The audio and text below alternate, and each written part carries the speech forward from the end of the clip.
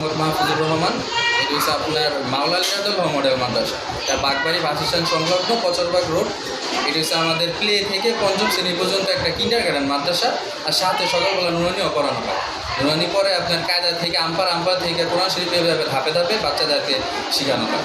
আর এইটা হচ্ছে আমাদের আজকে 22/8/2026, আজকে আপনার দ্বিতীয় শ্রেণীর পরীক্ষা চলছে মাওলানা লিয়াকতুল মডেল মাদ্রাসা।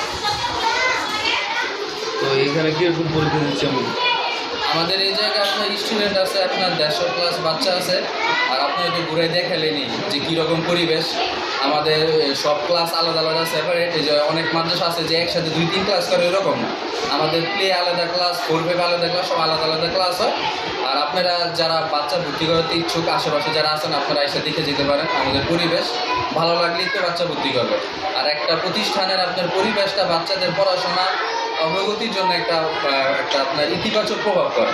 কারণ পরিবেশ ভালো না হলে বাচ্চাদের এরকম আপনার পড়ার মন মানসিকতা তৈরি হয় না। আর যদি অসহায় গরিব মানুষে মাদ্রাসার মধ্যে আসে, ছাড়টা কীরকম পাইবে? না, অবশ্যই আমরা তাদের অবস্থান অনুযায়ী অবশ্যই তাদেরকে ছাড়ের ব্যবস্থা করে দিব। ওনাদের এসে কথা বলতে হবে। আপনি এই মাদ্রাসার কী হন? আমি মাদ্রাসার প্রতিষ্ঠাতা সভাপতি।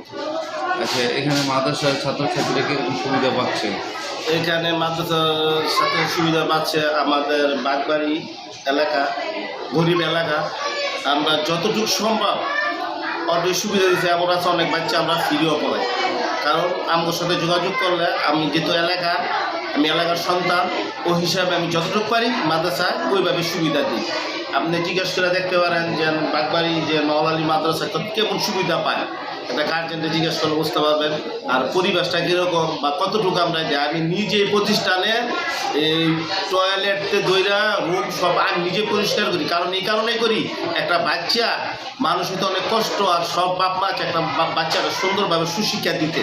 এইটা করার কারণ হলো যেন প্রতিটা বাচ্চাদের ভবিষ্যতে বড় হইয়া বুঝে যে আমাদের মাদ্রাসার সভাপতি প্রতিষ্ঠাতা হইয়া উনি যে বাথরুম রুম এটি দোয়, যে এটা দোয়া ছোট না। এটা আমার তো অনেক মনে হয়, আমি অনেক খুশি এই কাজটা করতে পারি না। কারণ হলো আমি যখন মাদ্রাসা চিন্তা করছি তখন থেকে আমি আল্লাহর কাছে চাইছি, আল্লাহ যদি কোনো দিন আমার একটা মাদ্রাসা করার সুযোগ দাও, তো এই মাদ্রাসায় যেন আমি বাথরুম রুম টুম বাচ্চাকে যেন আমি সেবা করতে পারি। আমি একজন গোলাপ হিসাবে, একজন ওই মাদ্রাসার ক্যাটারিং হিসাবে তুমি আল্লাহ আমার কবুল করে নিও। আমি ওইভাবে চেষ্টা করি সবার সুবিধা দিতে।